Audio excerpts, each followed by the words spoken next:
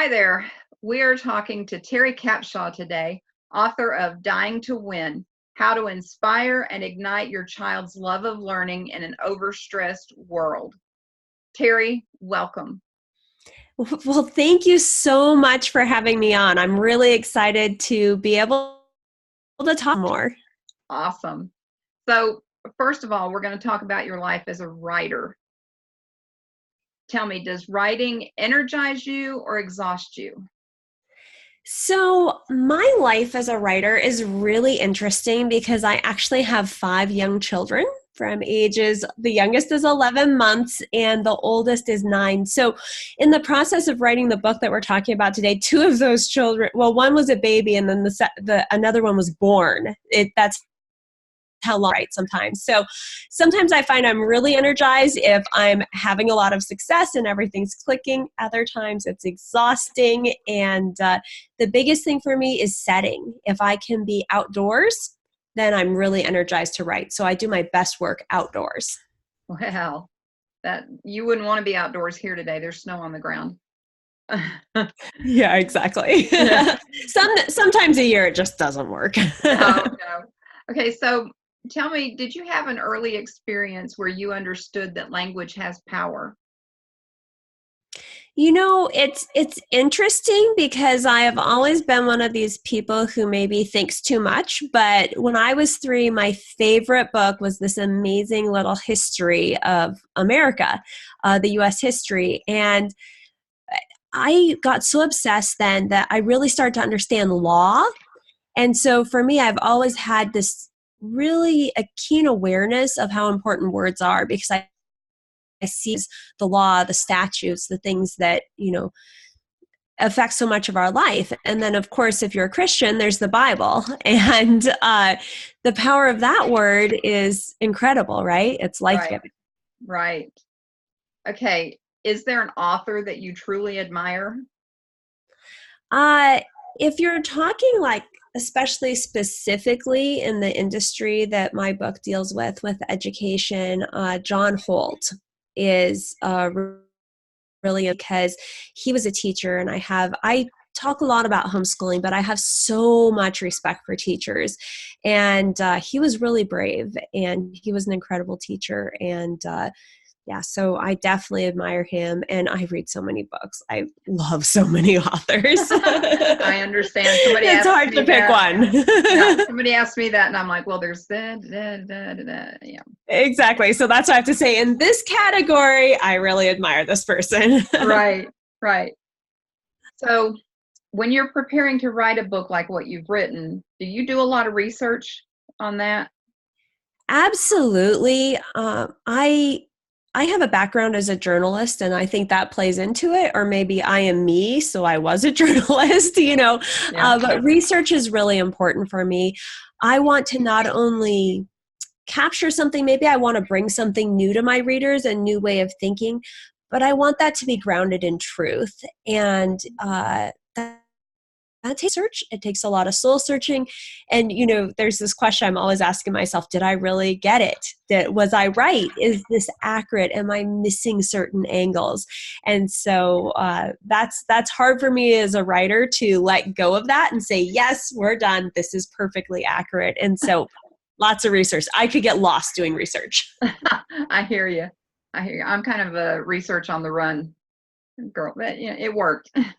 Yeah. So, once you wrote Dying to Win, was there anything that you had to edit out?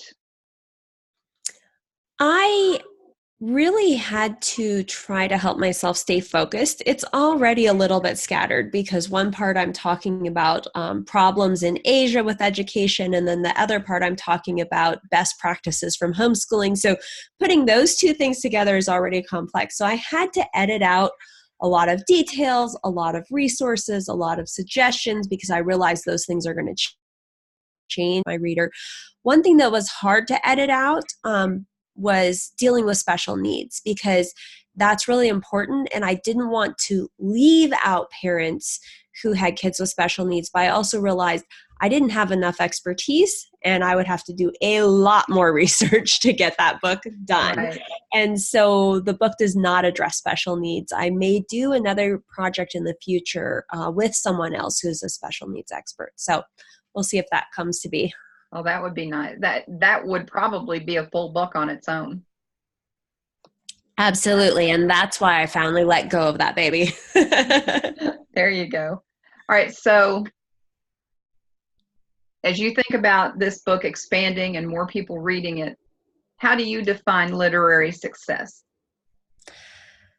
Really, for me, success is making a difference in someone's life. I mean, and I've said this before, if this even changed one family's life, that to me is success, because what I'm talking about is so important. It's how people see themselves. And I talk a lot about suicide in the beginning of the book, but even beyond that, even when people are living under a huge amount of stress, I talk about being an overstressed world.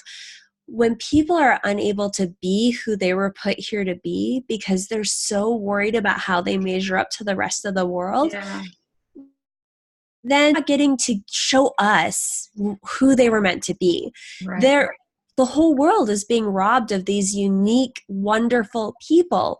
And we each have something so special to contribute. And it's not based on what anyone else is doing. It's not based on comparing ourselves to anyone else, And so for me, if anyone is affected and impacted by this, it's a success. And I have not done my marketing like I should for this book, but the few families that read it and have made some changes, to me, that means everything. That's wonderful. I like that. All right. So let's take a minute to look at Dying to Win. How to inspire and ignite your child's love of learning in an overstressed world. I was always the kid who liked to learn. You're sitting there in the classroom and the teacher's like, let's do this assignment. And I was like, yes. And everybody else was like, I was the weirdo. And you said it, your book is so important. I heard you talk about it previously, and I was just captured by what you're talking about. So tell me briefly the backstory behind Dying to Win.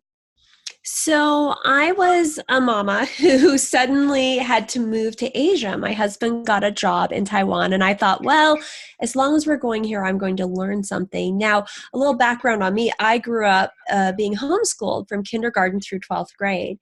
And homeschooling at the time was this really, really crazy.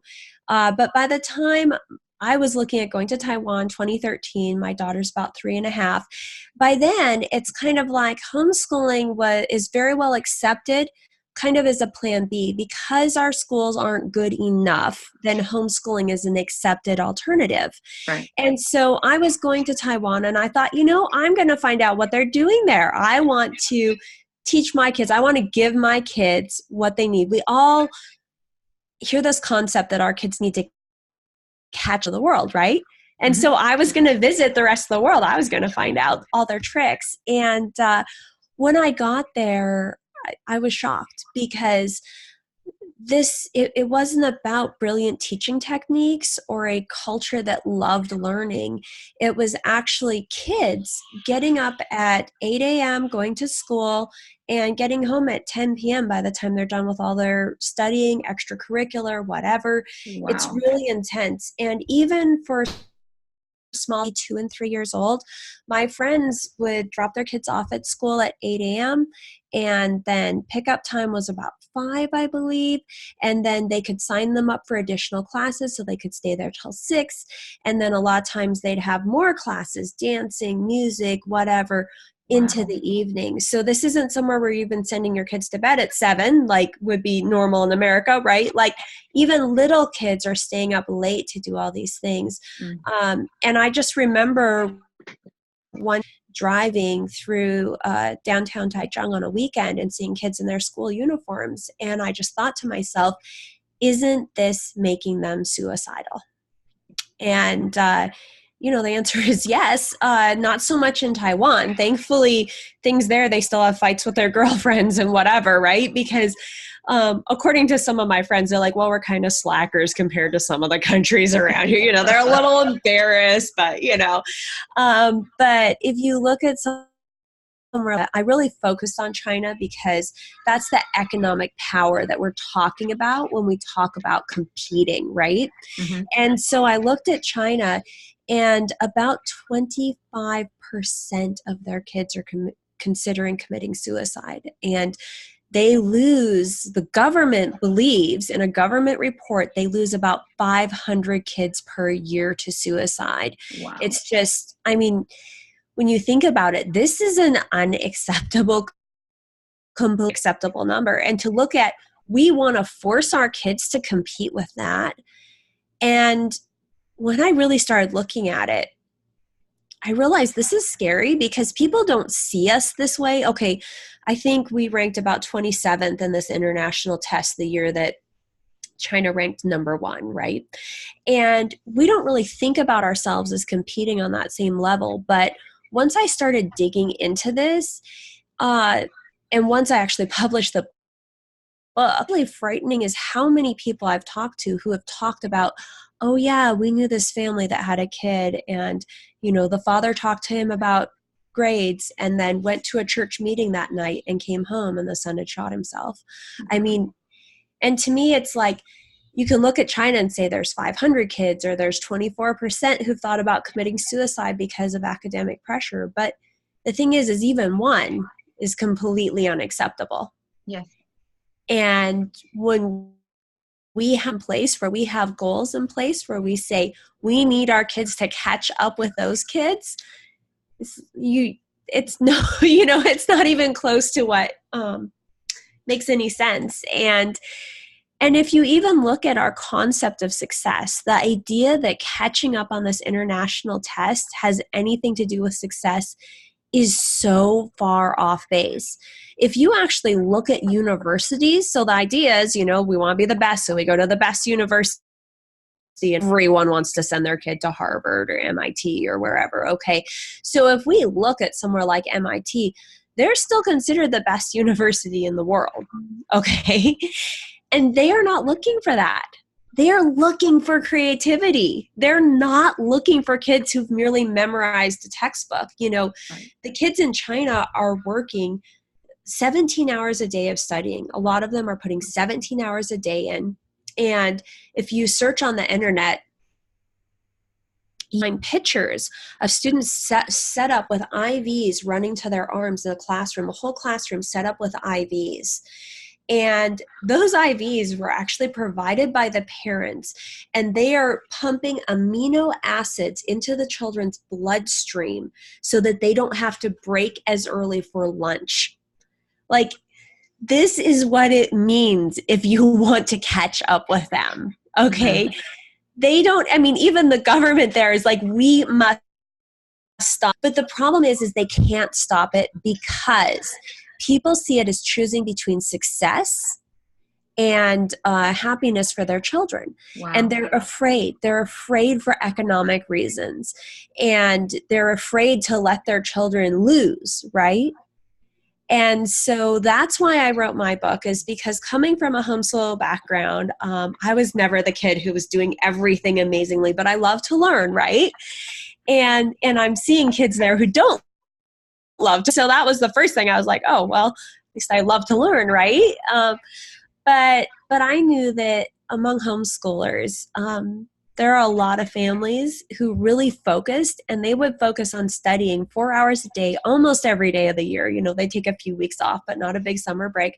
But they would study only 4 hours a day, and you would have kids graduating with master's degrees at age 18. Wow. Okay.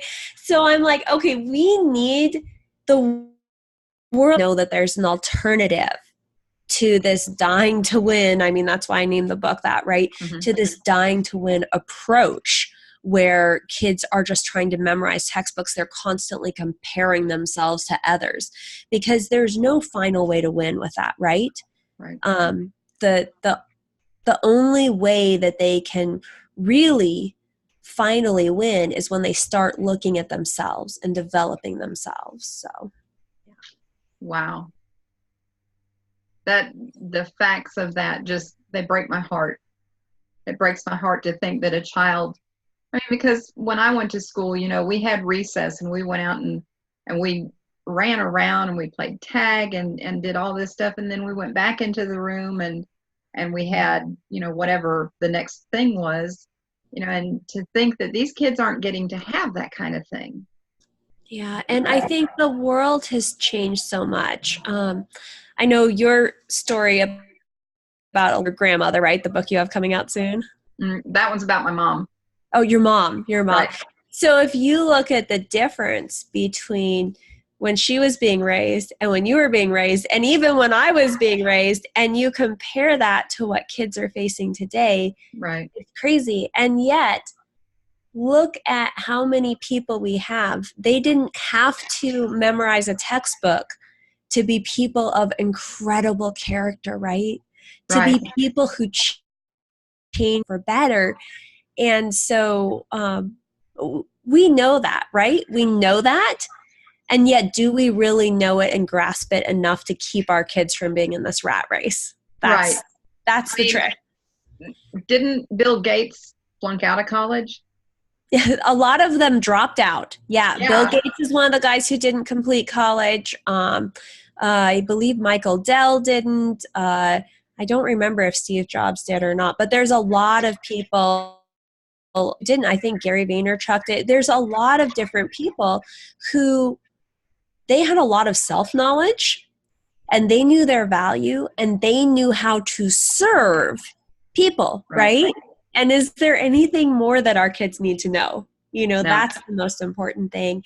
And one thing that I think scary that we're seeing more and more, I know when I talk to my friends in the larger cities, especially New York City, there's this big push where you have to coach your kids to get them into school, like serious coaching to get them into the right preschool, to get them into the right elementary school, to get them into the right high school, to get them into the right college. Okay.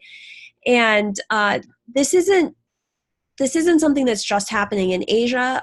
There's one family I included in my book, a woman who's worked in villages in Namibia. Or Nubian villages. And they're seeing the same type of thing where they're to study and memorize. And we're losing cultural knowledge because these kids do not have time to sit around and discuss family history and local history because they're memorizing a textbook that probably has nothing to do with them at all. And they're not learning how to prepare foods. They're not learning these traditions because they're chasing after this world culture of achievement. And so it's really disturbing. And you know, we're seeing things where young kids are being asked to do things that teachers know, certainly a lot of teachers in the US know, are completely inappropriate for their developmental age. You know, I talked to a woman at a conference recently, and her daughter, she had put into preschool in Hong Kong, and I think her daughter was like 3.5 years old, and she got called into several parent teachers because her daughter was holding her crayon the wrong way. It's like, she's 3.5, and they're like super worried, and she's like, she's 3.5, she'll probably get over it, you know. But this is the world we're in. You know, you can say, well, it doesn't matter because, you know, she'll learn to write when she's 6, right? And my approach based on what I've learned and read is I have my 6-year-olds write for about 10 minutes a day. And, you know, we don't stress over it, right?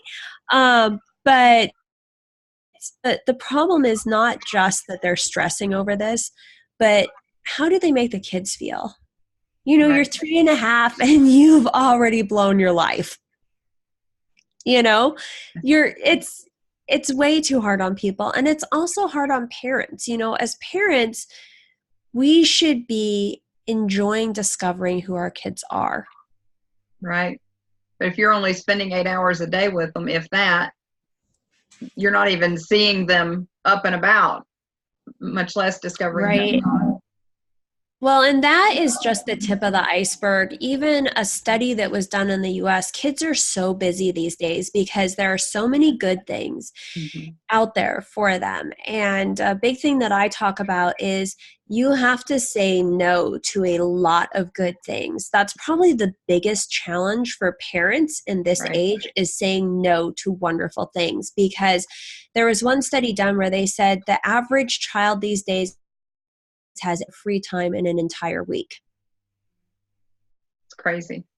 It's and the problem is no parent wants to be that parent who didn't let her child do this or that or whatever else. And so Right. but the thing is we have to know that it's essential, it's necessary, and we absolutely have to give our kids time to discover who they are, and we have to protect that time, because it's very easy for them to get swept up in what the world expects from them, right? And so we have to be that force there protecting them. And in my book, I talk about several important things that our parents are supposed to do. And the first one I talk about is protecting their time. Another one that I talk about is teaching them to work under authority, because and the key thing, I think this is one of the most important things in the whole book, is that you have to be an authority over your children. If you're not an authority over them, they're going to feel abandoned. That's a huge problem that's been happening for the last few generations in our culture, is children feeling a sense of abandonment. Yes. But the second thing is that you're not just an authority over them, but you're also an authority on them. So you know them so well that you truly understand them, so that the things that you're telling them, it's not just about being consistent. We hear so much about being consistent. Mm-hmm. Well, if you know anything about, if you're a Christian or have a background in studying the Bible, you look at the Old Testament, the law was consistent, but that relationship was lacking, right? And that's the same thing we have. You can have all the standardizing you want in your schools. You can put in your Common Core, your No Child Left Behind, all these things, all the rules in the world, not save our children, because they need love, not just consistency. We see that in the Bible. The law is there. And yes, there are standards. My kids are all absolutely going to learn to read one way or the other. Right. They're going to do math. My daughter's even going to have a clean room, which she was very devastated by this week. She had decided to live a messy lifestyle, and she's really, really impressed by this. But we don't go overboard on clean. We sometimes go overboard the other way. Right. But there are standards we have, right? There are things we have, but the most important thing is this love, right? And those standards will never give our kids what they truly need. Mm-hmm. And so that's really what I'm trying to call parents to, is to not so much worry about these outer things that we see, these outer standards, but to really draw close to their children, to look at their individual children. I bring up these differences from homeschooling because that's the world I came from, right? And so I can see this was a crazy experiment, but it's worked really well in some cases. And here are some best practices from it. But what's important is it's not about where you send your kid to school or what your family thing is, what you have to do. No matter what your structure is, you need to be connecting with your kids and protecting this pain, protecting their passion for life. Mm-hmm. Because if you're not protecting them from the stress, from the anxiety that is in our world, they will absolutely be affected by it. And there's another mom, Nicole Clark, that is an author, and she's written a 10-minute refresh for moms. But she got onto a thing the other day, and she was talking about the incredible amount of suicide that they've been dealing with in their community, and even just how much her daughter was affected when she was in a situation where a suicided taken place. One of the kids at a camp had committed suicide, and they brought these kids around and they asked how many kids there had struggled with thoughts of suicide. And it was about 3/4 of the kids. Wow.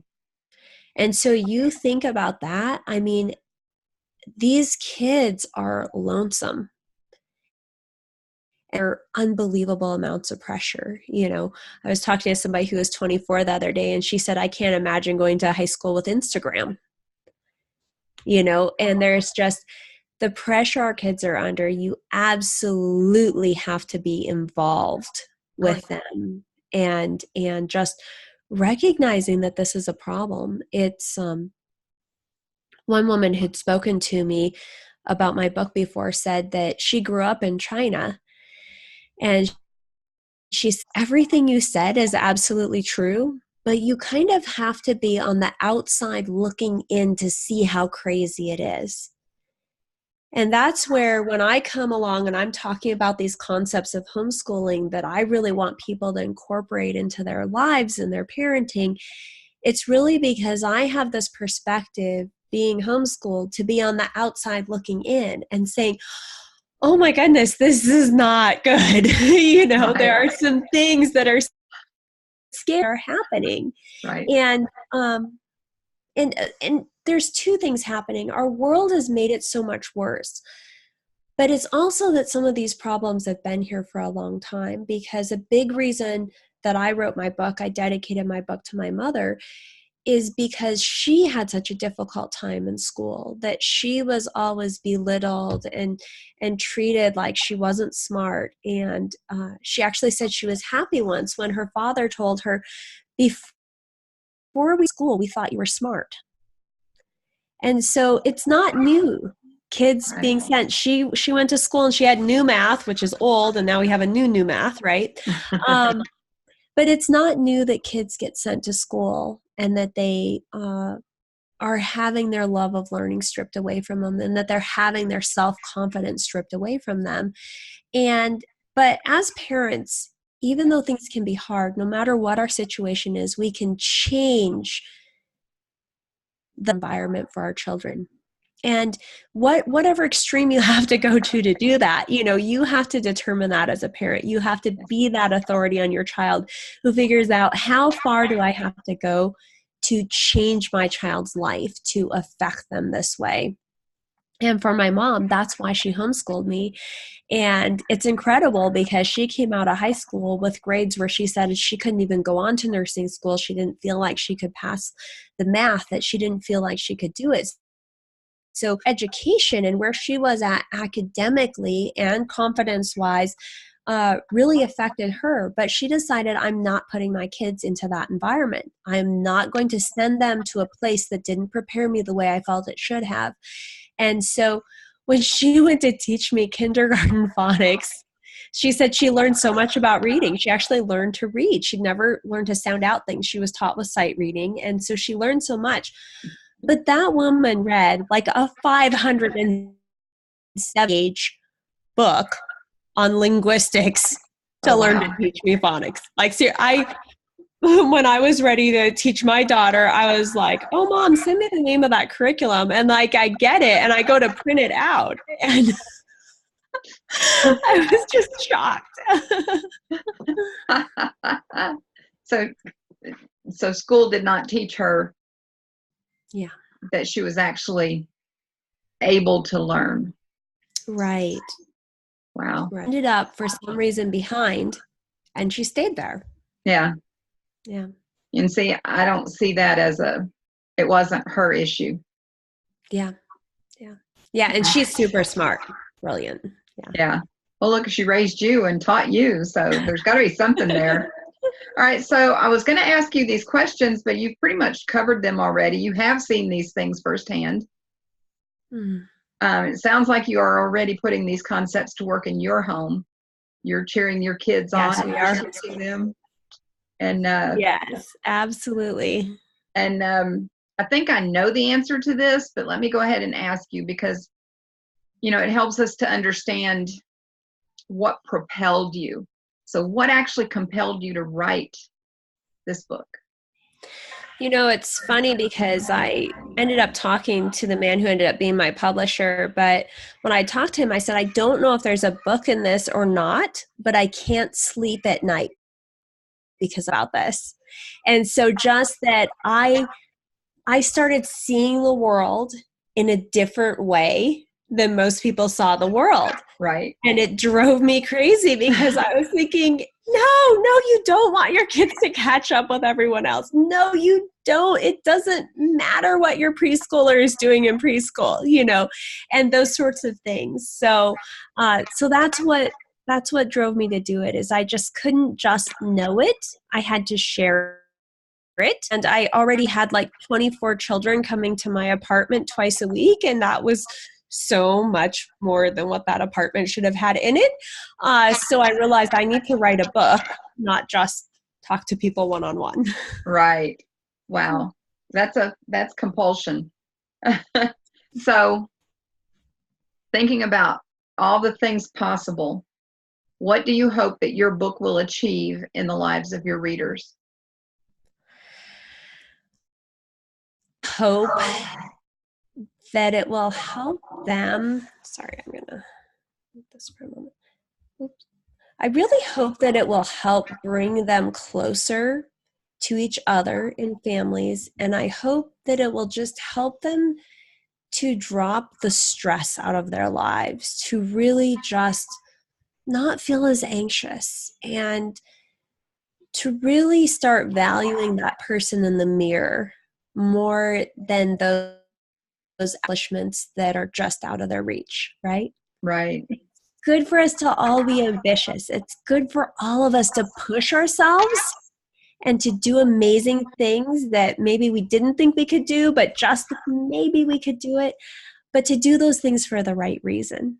So that's why mine is an interesting mixture of not just saying you can't do amazing things, but to say you should be doing it for the right reasons. You shouldn't be Right. incredibly stressed out about failure or about not like how you compare to someone else. Wow.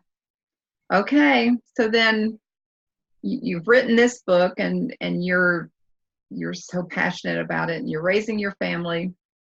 What's next for you? So first of all, I'm going to be sharing a lot with this book. I'm starting a group with mom can come together and have some monthly conversations and encouragement to help them to implement these things, because that's super important. I'm also talking to some people, pulling together some research for another book called What Learning Looks Like. Stress Okay. less, play more, and watch your kids take on the world. So that's our next thing. I really want to work on parent mindsets. And there are some superstar teachers out there that have ideas and research and things that if it was embraced by a lot of people, I think it would really take off. And so I want to be part of helping with that. Awesome. Well, Teri, I thank you so much. Your passion is evident. Anybody who misses it wasn't paying attention. So I thank you so much for sharing with us, and for having this passion and refusing to sleep at night when there was this going on. Thank you. Thank you so much for giving me a chance to talk about it. Absolutely. Bye now. Bye.